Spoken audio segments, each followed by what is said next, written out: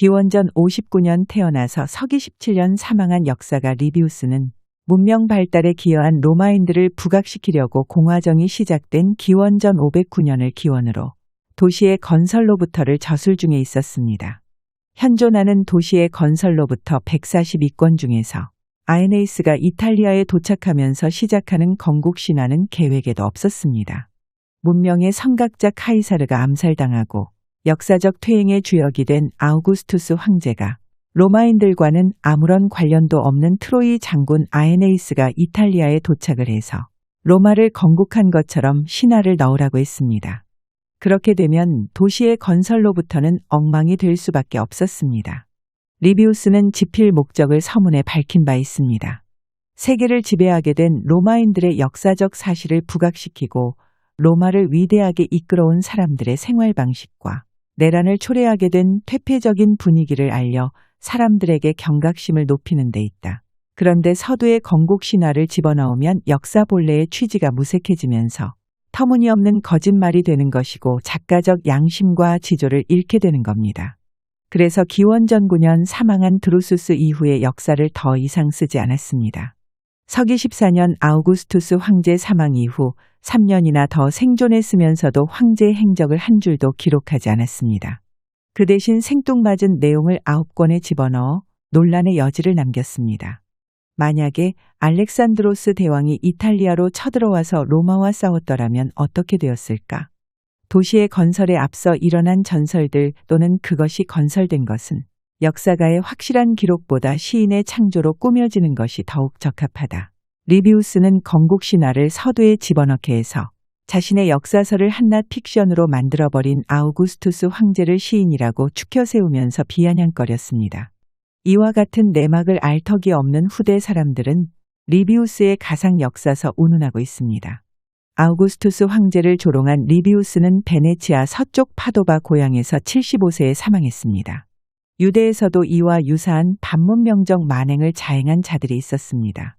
예수가 문명에 대해서 이야기할 때 바리새파 랍비들은 많은 자손이 평화를 가져온다.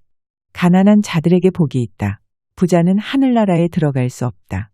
이따위 말장난에 불과한 현학적인 표현을 써가면서 잠언인 양 가르쳤기 때문에 예수는 눈의 가시 같은 존재였습니다. 랍비들은 예수를 볼 때마다 선엄정 열등의식에 빠지곤 했습니다. 나사렛 예수가 말한 거듭남은 대오각성과 자아발견이었습니다. 니고데모는 의미를 알고 있으면서도 늙은이가 어떻게 2번 모태에 들어갔다가 출생할 수 있느냐? 음충맞게 능청을 떨다가 마침내 기회를 잡았습니다. 무고한 예수가 십자가 처형을 당하니까 시신을 매장할 것처럼 총독을 속이고 동굴 무덤에 방치했습니다. 문명의 성각자 예수가 무슨 말을 했는지 모르게 하려는 비열한 음모였습니다. 자기 당대에 부활이 있을 것으로 믿고 있었던 어리석은 배단이 사람들을 염두에 두고 꾸민 장난질이었습니다. 그 후 양심불량 지식인들에 의해 소위 기독교 신학이라는 것이 만들어졌습니다. 이사야 53장에 보면 대속으로 누군가가 죽지 않으면 고난의 시대는 끝나지 않는다고 되어 있습니다. 그는 실로 우리의 질고를 지고 우리의 슬픔을 당하였거늘 우리는 생각하기를 그는 징벌을 받아서 고난을 당한 다하였노라. 그의 찔림은 우리의 허물을 인함이며 그의 상함은 우리의 죄악을 인함이라. 그가 징계를 받음으로 우리가 평화를 누리고 그가 채찍에 맞음으로 우리가 나음을 얻었도다. 이사야 53장 대속사상과 예수를 최초로 연결시킨 사람은 세례 요한이었습니다. 서기 27년 요한이 예수를 메시아로 선포하고 자기 제자들을 갈릴리로 보내 예수 제자 행세를 하게 했습니다. 요한이 안티바에게 죽임을 당하니까 그의 추종 세력이 요단강 나루터 건너편 베다니에서 예루살렘 인근 감람산 작은 베다니로 와서 예수가 예루살렘에 나타나기를 기다렸습니다. 이와 같은 사실을 알고 있었던 예수가 언행을 조심하다가 무심결에 저들의 비밀 아지트 다락방에 간 것이 화근이었습니다. 예수는 아무도 모르게 감람산에 가서 숨으려고 했습니다. 베드로가 낌새를 알아차리고 주여 어디로 가십니까? 하면서 끝까지 따라붙었습니다. 예수가 숨은 곳을 가론 유다가 원로 사제 안나스에게 알려주면서 예수는 베다니 사람들 각본에 따라 십자가상에서 죽임을 당했습니다. 안토니오세에서 대민 업무를 보고 있던 아리마대 요셉과 니고데모가 시신을 갈대로 엮은 들것에 놓고 매장하는 전통 장례법이 있는데도 불구하고 동굴 무덤에 넣었다가 어딘가에 숨겨놓고는 어리석은 여인들이 나타났을 때 마태복음에 보면 형상이 번개 같고 흰 옷 입은 천사, 마가복음에 보면 흰 옷 입은 청년, 누가복음에 보면 찬란한 옷을 입은 두 사람, 요한복음에 보면 동산지기 같은 사람이 기다리고 있다가 여인들이 나타나니까 십자가에 못 박힌 예수가 살아났느니라. 그의 누웠던 자리를 보라 했습니다. 그러니까 니고데모와 아리마대 요셉은 뱁새 둥지에 자신의 알을 넣은 뻐꾸기와 같은 만행을 자행했다고 볼 수 있습니다.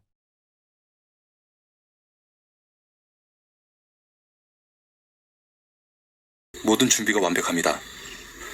녀석은 벌써 몇 시간째 꼼짝을 않고 있습니다. 대략 4개에서 6개의 알을 낳는데 푸른 빛을 띠고 있습니다. 뻐꾸기는 자신의 새끼를 키우지 않고 남의 둥지에 알을 낳는 탕랑성 조류입니다.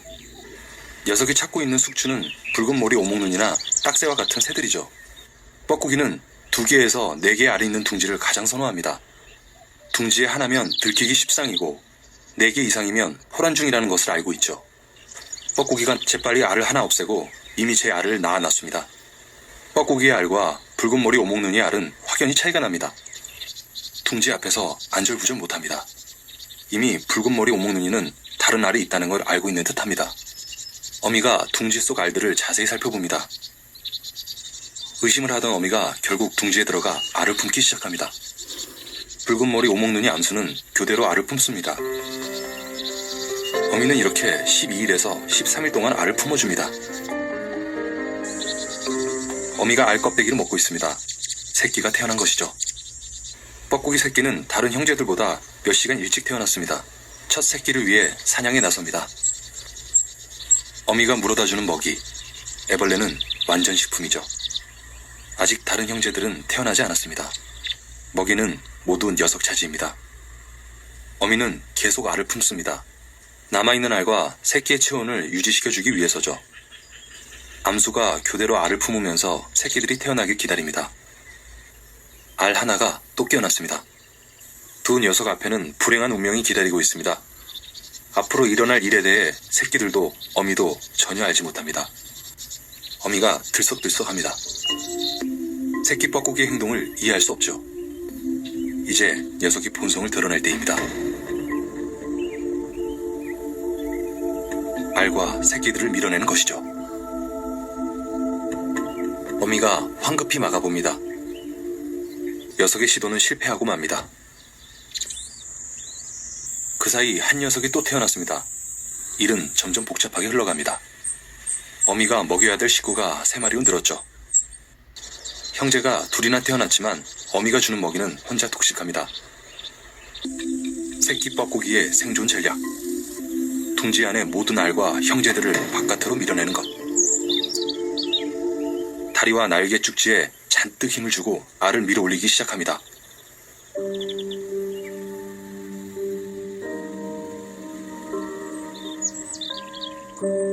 잘 발달된 날개 축지는 손처럼 사용됩니다.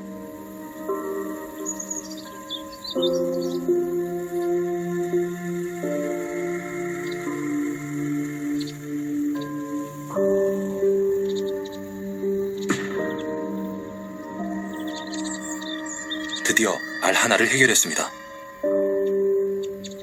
평평한 등이 이럴 때 제 몫을 합니다. 어린 뻐꾸기 새끼에게 알 하나를 밀어내는 건 보통 힘든 일이 아닙니다. 새끼 뻐꾸기는 본능에 충실할 뿐이죠.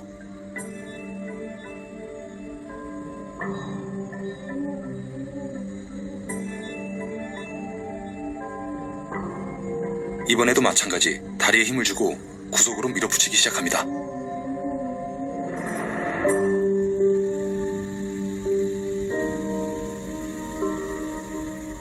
잠시 숨을 고르고 다시 구석으로 몹니다.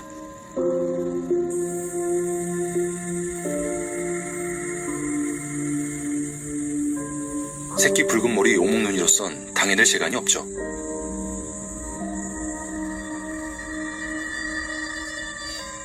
새끼 뻐꾸기의 마지막 일격이 가해집니다.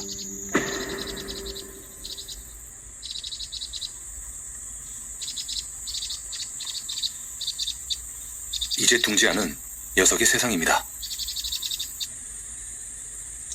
뻐꾸기가 탕란을 하는 순간 새끼들의 운명은 정해져 있었죠. 태어난 지 하루도 안 돼 죽음을 맞습니다. 태어난 지 일주일 후 새끼 뻐꾸기는 외모가 완전히 달라졌습니다. 검은 갈퀴 같은 깃털, 갑옷을 입은 것처럼 보입니다. 입안이 오렌지 빛깔을 띠는 것은 어미의 먹이 사냥 본능을 자극합니다. 연신 먹이를 날라보지만 몸이 둘이라도 부족할 지경입니다. 하지만 녀석에겐 포만감이란 없죠. 주둥이를 흔드는 건 먹이를 달라는 신호죠. 녀석은 내내 어미에게 보챕니다. 입안에 먹이가 들었는데도 보챔을 계속합니다. 이 시기에 어미는 사냥으로 대부분의 시간을 보냅니다. 그래도 부족하죠. 녀석의 식탐은 끝이 없습니다. 먹는 양만큼 배설물도 엄청납니다. 현대 사회의 문제점 중 하나는 여러 가지 가치관이 마구 혼돈되어 있다는 겁니다. 걷잡을 수 없는 혼돈 속에서 도무지 갈피를 잡을 수 없는 지경에 빠져들고 말았습니다. 어디까지가 진실이고 어디까지가 거짓인지 애매하긴 마찬가지입니다. 현대 사회의 문제점을 극명하게 보여준 다빈치 코드와 코덱스 이야기를 하기 전에 문명에 대해서 생각해 봐야 합니다. 인류 문명사를 살펴보면 몇 가지 큰 도약의 시기가 있었고 성각자들도 있었습니다. 지중해의 절대 강자였던 로마인들은 도시 문명을 일으켰습니다. 가이사르 암살은 개인의 생사 문제가 아니었습니다. 재발의 여지가 있는 악성 종양이었습니다. 반문명적, 반인륜적 범죄가 급증할 것이라는 불행의 전조였고 마녀사냥 도화선이었습니다. 지중해 절대 강자였던 로마는 문명의 성각자 카이사르와 같은 현명한 통치자를 암살한 다음부터 퇴행으로 빠져들었습니다. 역사의 분기점에서 도약의 기회를 잃고 추락하기 시작했습니다. 로마인들은 넘치는 힘을 주체하지 못하고 서로 멱살을 잡고 주먹질하는 한심한 짓을 했습니다. 기원전 44년 카이사르 암살 이후 퇴행의 여파가 유대 속죄에까지 미치면서 서기 30년 예수 사건으로 비화되었습니다. 예수 사건은 복잡하게 꼬인 인물과 현실상으로는 말이 될 수 없는 상황 설정 등 매우 자극적인 장면이 드러난 막장 드라마였습니다. 예수는 무심결에 물 한 동이를 가지고 가는 사람을 따라 다락방에 갔습니다. 그것이 비극의 단초였습니다. 다락방은 이단자들 비밀 아지트였습니다. 그 사실을 뒤늦게 알고 예수는 급히 감람산에 가서 숨었습니다. 다락방에 갔다는 사실만으로도 예수는 현행범으로 체포될 수 있었습니다. 다락방 출입은 어디까지나 치안 유지 차원에서의 일탈 행위였습니다. 가롯 유다가 원로사제 안나스에게 고발하지 않았다면 해프닝으로 끝날 수도 있는 경미한 사건이었습니다. 예수를 신문하게 된 안나스가 두 가지를 물었습니다. 제자들과 너의 교훈에 대하여 말하라. 예수는 회당과 성전에서도 은밀한 것은 말하지 않았다고, 결백을 주장하면서도 제자들과 다락방에 가게 된 경위는 말하지 않았습니다. 다락방에서 무슨 일이 있었을까요? 장담하건대 아무 일도 없었습니다. 다락방에서 예수가 최후의 만찬을 주재했다는 이야기는 바울이 지어낸 새빨간 거짓말입니다. 고린도전서 11장에 보면 다음과 같은 기사가 있습니다. 주 예수께서 잡히시던 밤에 떡을 가지 사축사하시고 떼어 이르시되 이것은 너희를 위하는 내 몸이니 이것을 행하여 나를 기념하라 하시고, 고린도전서는 서기 55년 말에서 56년 초 바울이 고린도 사람들에게 보낸 편지입니다. 예수 살아생전에는 코빼기도 보이지도 않던 바울이 예수가 다락방에서 최후의 만찬을 주재한 장면을 목격한 것처럼 말했습니다. 이것은 터무니없는 거짓말이었습니다. 그런데도 거짓말이 눈덩이처럼 불어나면서 서기 65년에서 70년에 나왔을 것으로 추정되는 마가복음 14장의 최후의 만찬 이야기가 있습니다. 서기 85년에서 90년경에 나왔을 것으로 추정되는 마태복음 26장과 누가복음 22장에도 있습니다. 그러나 서기 80년에서 90년에 나온 요한복음에는 떡과 포도주 이야기 대신 예수가 제자들 발을 씻어 주었다고 되어 있습니다. 그 당시 사람들은 바울의 거짓말을 알고 있었다는 얘기가 되는 겁니다.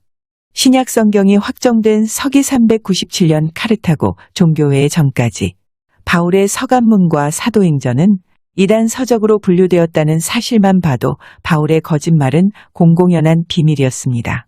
인류는 원시에서 문명으로, 빈곤에서 풍요로움으로, 지상에서 우주로 삶의 터전을 넓혀 나가는 중입니다. 문명은 열린 세상이고 당연히 가야 할 길이고, 우주적 관점에서 볼 때 인류는 문명의 씨앗으로 존재합니다. 예수는 겨자씨 비유를 통해서 자아발견과 정신력 무한 신뢰를 말했습니다. 예수가 말한 천국은 문명 세계의 비유적 표현이었습니다. 예수는 문명의 성각자였습니다. 창조적 발상의 원천이 되는 산상수훈이야말로 과거와 현재, 그리고 미래로 이어지는 생각의 씨앗입니다. 문명에 대해서 충분한 논의가 있어야 합니다.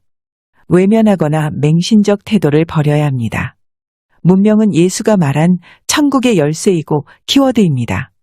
문명의 성각자 예수가 다락방에서 부활한 메시아 미신을 믿는 배단이 사람들과 함께 최후의 만찬과 같은 어리석은 짓을 했다고 생각한다면 그것이야말로 맹인모상, 장님 코끼리 만지기입니다. 문명의 성각자 예수는 12살 무렵부터 자연을 관찰하면서 삶의 지혜를 얻고 역사적 현실에 대한 깊은 통찰력과 시대를 예견하는 해안을 갖게 되었습니다. 아주 작은 겨자씨 속에도 생존에 필요한 에너지와 정보가 들어있다는 사실을 알고 있었습니다. 예수가 당신들 믿음이 겨자씨만큼만 있으면 못할 것이 없다는 말로써 자아발견과 정신력 무한 신뢰를 말했습니다. 그러나 자신의 이야기가 시기상조임을 알고 천국에 숨겨놓았습니다. 예수의 산상수훈 천국은 문명세계의 비유적 표현이었습니다. 예수는 비유로 말할 때마다 귀 있는 자는 들으시어 하면서 뒷귀가 먹은 사람처럼 못 알아듣는 일이 없도록 주의를 환기시켰습니다. 예수가 자신의 메시지를 천국에 숨겨놓았기 때문에 부활한 메시아 미신을 유포하는 적의 수중에 있었으면서도 손상되지 않고 복음을 통하여 많은 사람들에게 영감을 주었습니다. 중세의 암흑 속에서 창조의 씨앗을 심고 르네상스를 빛의 세계로 이끌어낸 레오나르도 다빈치는 작은 노트 코덱스를 들고 다니면서 떠오른 생각을 스케치했습니다. 왜 거울에 비춰야 알 수 있게 가꾸로 썼을까요? 다빈치는 중세의 암흑시대 한가운데 있었지만 세정에 밝고 처세에 능한 사람이었습니다. 다빈치보다 40여 년 전 살았던 잔다크는 서구 문화의 대표적 인물이면서도 반역과 이단의 혐의로 종교재판을 받고 화형을 당했습니다. 다빈치보다 1세기 후에 살았던 갈릴레오도 종교재판을 받았습니다. 코페르니쿠스의 가설, 지동설을 옹호하면서 가르치다가 단죄를 받았습니다. 이처럼 마녀 사냥이 성행하던 난세에 살았으면서도 다빈치가 무사할 수 있었던 것은 코덱스를 가꾸로 썼기 때문이었습니다. 그러나 현대의 예수 천국은 문명이라는 키워드가 있는데도 불구하고 굳게 닫혀 있습니다. 닫혀 있을 뿐만 아니라 갖가지 버전으로 변질되고 있습니다. 학자들 간에 경쟁적으로 변질되는 예수 왜곡의 역사는 선험적 열등 의식에 빠졌던 랍비 니고데모와 닮은 꼴입니다. 예수가 말한 천국은 다빈치의 코덱스와 쌍벽을 이루는 정신문화의 위대한 유산입니다. 레오나르도 다빈치는 1452년에 태어나서 67세에 사망했습니다.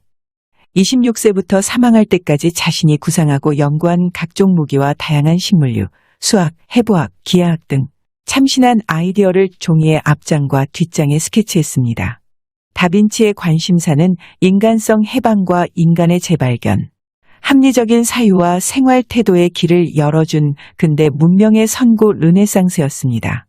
날마다 20시간을 시대적 요구에 부응하는 연구를 하면서 르네상스 시대에 결정적 공헌을 한 사람입니다. 다빈치는 살아생전 기독교가 요구하는 그림을 그리긴 했지만 그것은 진심이 아니었습니다.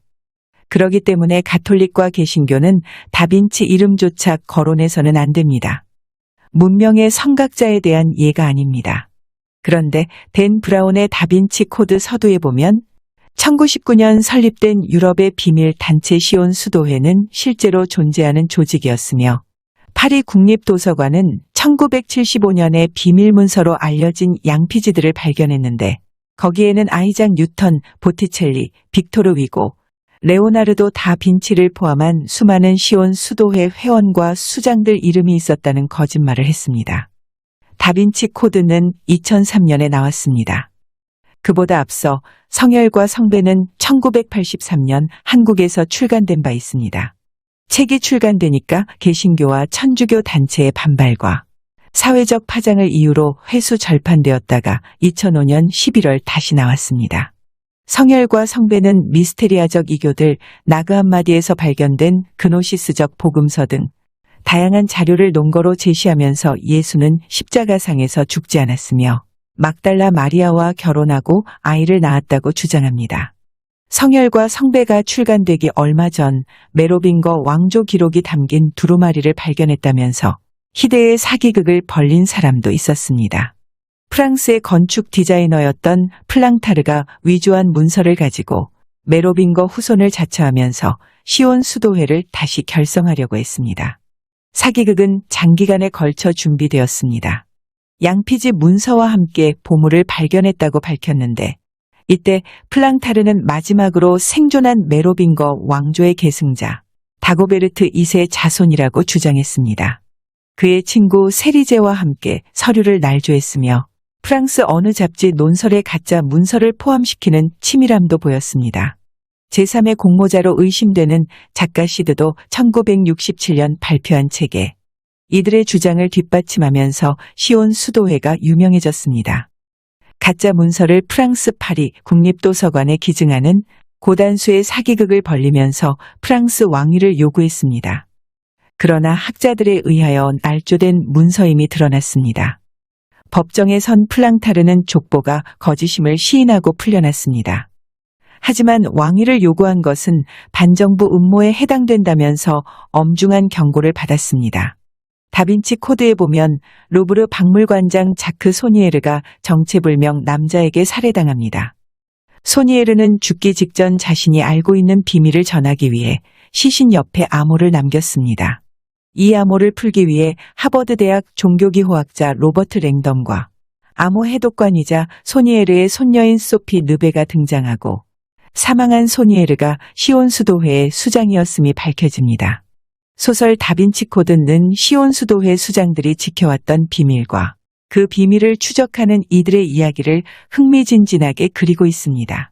레오나르도 다빈치가 종교단체 수장이며 그가 그린 모나리자, 최후의 만찬에 인류의 비밀이 숨겨져 있다는 거짓말을 하고 있기 때문에 댄 브라운은 서기 30년 예수 시신을 동굴 무덤에 방치한 니고데모와 영락없는 판박이 스티커입니다. 레오나르도 다빈치는 바울의 거짓말 최후의 만찬을 그리지 않았습니다. 그림을 자세히 보면 다빈치가 무슨 생각을 하면서 그림을 그렸는지 알 수 있습니다. 가톨릭 교회가 주문한 그림의 주제는 너희 중 하나가 나를 배반할 것이다입니다. 예수가 자신이 체포될 것을 미리 알고 마지막 유월절을 기념하는 만찬입니다. 상당히 계산적인 발언을 한 것처럼 되어 있습니다. 그래서 12제자들 반응은 누가 배반자일까를 예술적으로 표현하는 데 있습니다. 가톨릭은 죄를 강조하는 종교입니다. 인간은 원죄를 가지고 태어났으며 죄인들을 구원하려고 성령이 육신이 되어 이 땅에 왔다고 합니다. 육신이 된 삼위일체 성령 예수가 대속으로 십자가에 못 박혀 죽기 직전에 엄숙하고 근엄하고 긴장감이 고조된 분위기를 화폭에 담아야 합니다. 그렇게 하려면 다른 화가들처럼 예수 머리에 밝은 후광을 넣어야 하고 배반자 가룟 유다를 한눈에 알아볼 수 있어야 합니다. 그런데 다빈치가 그린 벽화에는 예수 뒤에 후광이 없습니다. 가롯 유다가 어디에 있는지조차 모르게 그렸습니다. 그림을 보려고 작업실을 방문한 어떤 사람이 말했습니다.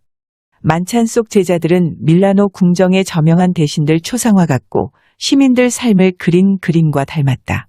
이처럼 다빈치는 자기가 그리고 싶은 것만 그렸습니다.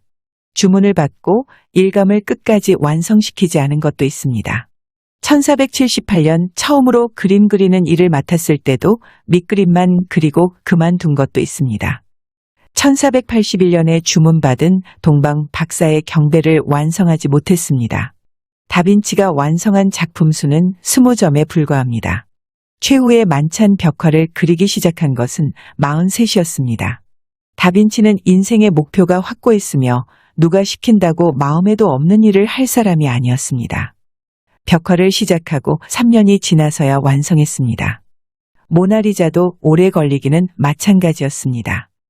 그 사이에 다빈치는 자기의 본업이라고 할 수 있는 생각에 씨앗 코덱스 그리기에 전념했습니다. 현대 사회의 문제점을 극명하게 보여준 댄 브라운 소설 다빈치 코드와 중세의 암흑 속에서도 창조의 씨앗을 심고 빛의 세계로 이끌어낸 레오나르도 다빈치 생각의 씨앗 코덱스는 비슷한 시기에 사회적 이슈를 불러 모으면서 신드롬을 일으켰습니다.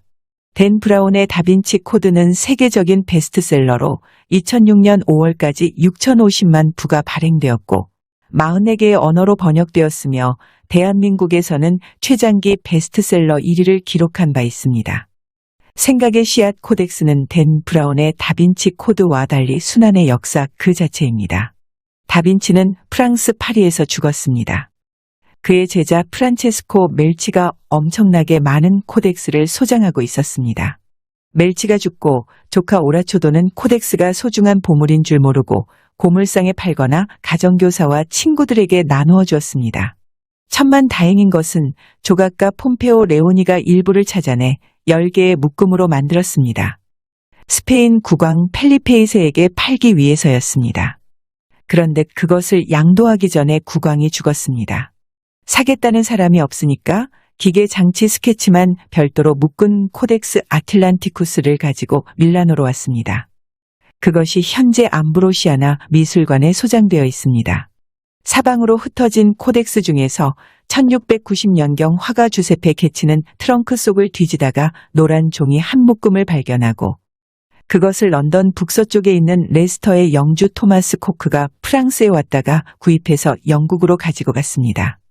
거기서 250년 동안 레스터 영주의 시골 사유지에 서재해 있었습니다. 1960년 부유한 미국인 사업가 아르망드 해머가 이것을 발견하고 돈을 지불하고 미국으로 가져갔습니다. 해머가 사망하자 해머 코덱스는 경매에 붙여졌습니다. 그때서야 물건의 소중함을 알게 된 사람들이 경합을 벌리면서 가격이 천정부지로 치솟았습니다. 마이크로소프트 회장 빌 게이츠가 지질학과 물에 관한 연구를 다룬 72페이지를 1994년 3천만 달러에 구입하고 캘리포니아에 있는 자신의 저택의 온도 조절 장치가 있는 서재를 마련하고 보관 중에 있습니다. 영국 박물관에도 또 다른 아룬델 코덱스가 있습니다. 이처럼 생각의 씨앗 코덱스는 수백 년이 지나서야 레오나르도 다빈치는 과학자이면서 인간의 잠재적 가능성을 총체적으로 보여준 문명 디자이너로 인정을 받았습니다. 인류 정신문화에서 문명의 씨앗 존재 여부는 신을 믿고 안 믿고 만큼이나 중요한 사안입니다. 인류 역사상 위대한 발명과 개혁은 사회적 요구에 따라 이루어졌습니다. 문명 발달의 과정을 살펴보면 시작은 미미했습니다. 그러나 놀라운 성장 과정을 보여주고 있습니다. 처음에는 예수와 같은 이들의 비유 시대를 거쳤습니다. 그 다음에는 레오나르도 다빈치와 같은 이들의 코덱스적 시대, 그 다음에는 르네상스 계몽주의 백과전서 시대를 거쳐 현대 문명의 총아 인터넷으로 지식과 정보를 공유하면서 꽃을 활짝 피울 수 있게 되었습니다. 레오나르도 다빈치 코덱스는 다행스럽게도 정신문화유산으로 인정을 받게 되었습니다. 그러나 겨자씨 비유를 통해서 문명을 이야기한 예수는 아직도 동굴 무덤에 갇혀 있습니다. 하루빨리 부활한 메시아 예수 이미지를 지워버려야 합니다. 중앙일보 2006년 5월 19일 기사를 보면 니케아 공의회가 기독교의 억압의 역사를 여는 프롤로그였다면 다빈치 코드는 기독교의 억압의 역사는 이제 끝났다는 것을 공개적으로 알리는 에필로그이다. 이제 그 누구도 예수가 인간이었고 막달라 마리아와 결혼해 자녀를 낳았고 그 자손이 이어져 오고 있다는 것과 같은 반기독교적 주장을 해도 교회로부터 핍박을 당하거나 종교 재판을 받거나 화형을 당하지 않아도 된다는 공개적 선언이 된 것이다. 아울러 그것은 콘스탄티누스의 니케아 공의회로 변질되기 시작한 기독교가 인간 삶의 질을 윤택하게 하고 향상시킨 것이 아니라 민주주의와 자유와 인권을 극도의 나락으로 빠뜨리고 인류를 커다란 불행과 재앙으로 몰아넣은 장본인이란 역사적 진실이 상식화되는 도화선이기도 하다. 그것은 마치 토마스 페인의 상식이란 소책자가 영국의 식민지로 억압받는 아메리카 이주민들에게 독립의 필요성을 일깨우고 독립전쟁에 불을 붙인 도화선이 된 것에 비할 수 있을 것 같다. 그렇다고 역사상 교회가 억압하고 유린해온 자유와 인권에 대한 반감으로 교회와 전쟁을 벌이라는 이야기는 아니다. 다빈치 코드가 전 세계 지식인들을 포함한 모든 사람들로 하여금 베일 뒤에 가려진 진실을 보다 명확히 보게 해주고 사람들의 정신세계를 포함하여 부당한 억압과 속박과 강요로부터 벗어나게 해주었다는 것이다. 이를테면 모순투성이인데다 성경적 근거도 빈약한 삼위일체와 같은 교리가 왜 지식과 논리와 토론을 통한 선택사항이 아니고 교회의 결정에 따른 구속과 속박이 되어야 하는가 하는 것이다. 왜 그것에 반하는 논리는 지속적인 토론과 탐구의 대상이 아니라 일방적 이단으로 간주되고 불이익을 받아야 하는가 하는 것이기도 하다.